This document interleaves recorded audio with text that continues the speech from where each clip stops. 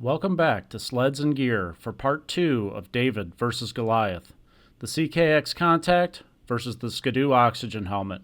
Which one is the better trail helmet? Let's jump in. Right out of the box, the finish of the Oxygen is better than the Contact. The paint is glossier, but it's not as perfect as I feel like it should be.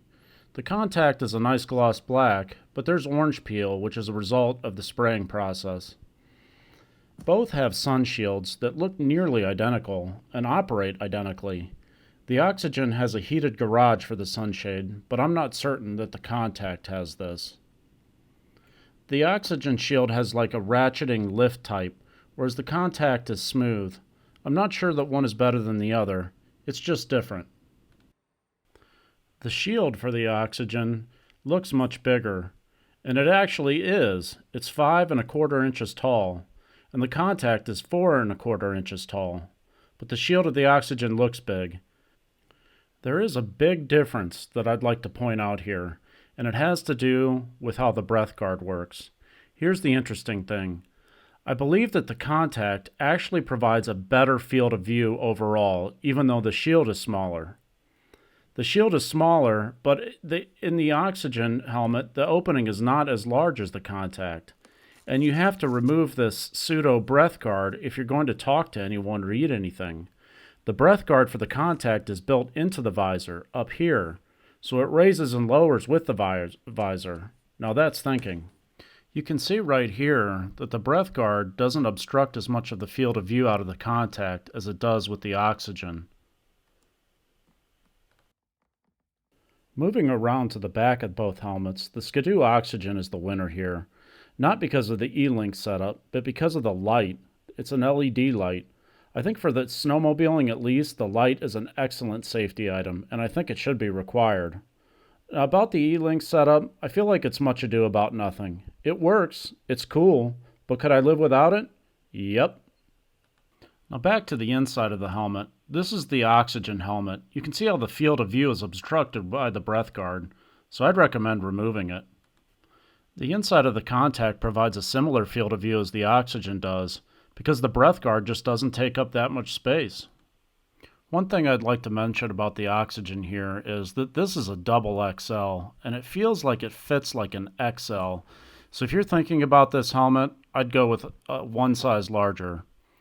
These earmuffs, which are the noise canceling system, don't feel that comfortable. They're made out of plastic, and I just feel like for an all-day ride, I don't think that I could take it.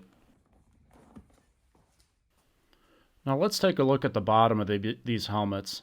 The wind protection around the neck is where the Oxygen really shines. It's taller so that it can be tucked into your coat. I feel like CKX could develop something similar for very little cost. The Oxygen also only has vents in the front, like the Contact, but the switches are underneath the chin, and they seem like they would be hard to open. Both helmets have a quick release buckle that looks nearly identical, and they both feel high quality. The wind protection provided by the CKX Contact looks effective. It is comfortable with the helmet on, and I think it would do a good job. It's just not as tall and wouldn't tuck into your coat the same as the Oxygen would. Now let's talk about weight. The weight of a snowmobile helmet is a big deal, and you will notice a heavy helmet after riding all day as your neck will have to take all of the bumps. The Oxygen helmet is lighter than its BRP predecessors at 1,942 grams, but it can't best the Contact's 1,790 grams. This means that the Oxygen is nearly 9% heavier than the Contact. For this test, the Oxygen does have the breath guard and both noise cancellation cups in, so if you remove those from the helmet, you might get the weight down a little bit closer to the Contact helmet. So what do I think overall? Is the Contact the Oxygen killer that I portrayed in the title of the first video? For $200, you bet it is. The Oxygen is a great helmet, no doubt, but it's $470 more. Maybe it's a status symbol thing. I don't know, you can be the judge. If you do go for the Oxygen, I'd recommend you go one size larger. The 2XL seem to fit like an XL. I certainly like the look of the Contact better, and if I want a light on the back, I can get a light from Bite Harder for $45. If you like this kind of content and you found this video valuable, like and subscribe, and I'll see you in the next one.